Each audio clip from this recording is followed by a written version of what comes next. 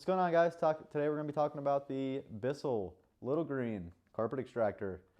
It's a killer unit, honestly. I was kind of surprised. I kind of heard some crappy things about it. People were giving it bad reviews on Amazon. But, man, I mean, shoot, for the money. I've had this thing about a little over a year now, and I've put it through its paces. It's done pretty good. There is a lot of cleaning to it, though. That's my one complaint is the cleaning. But overall, killer unit for the price. It's only a little bit over $100, under $100, give or take, depending on where you're looking. But man, I mean, I didn't think I'd use it this much, but I mean, I bring it with me on every detail just in case. And when I need it, it does the job. It's gotten a lot of stains that I've been surprised that have came out.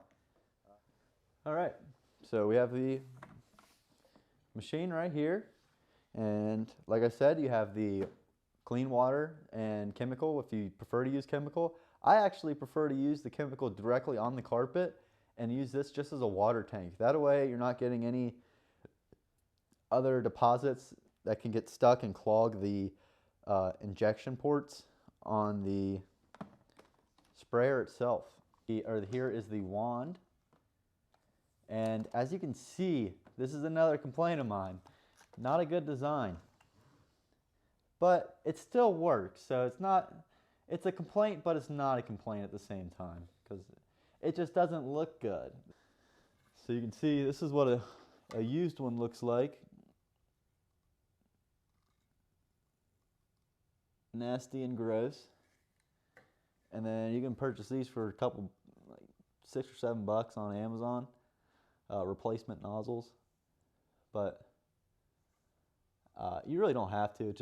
It bothered me because it didn't look that great. So yeah, just a tip. Yeah, there's a little nozzle right there, and it slides right on. Don't really have any problems with leaking either, surprisingly. I was kind of anticipating that being a problem with as long as I use it, but I haven't seen any signs of that yet. So we'll dive even deeper. Another problem that these things have is these tanks. Now, as you noticed, look what I just did. I keep this up. That way moisture in there can come out. Let this thing breathe. That way you're not getting mold or whatever nasty stuff is just kind of sitting in there and being gross. So you take this out and look how clean that is. I mean, you'd be amazed if you actually see what the freak these things suck out of the carpets. I mean, it's gross.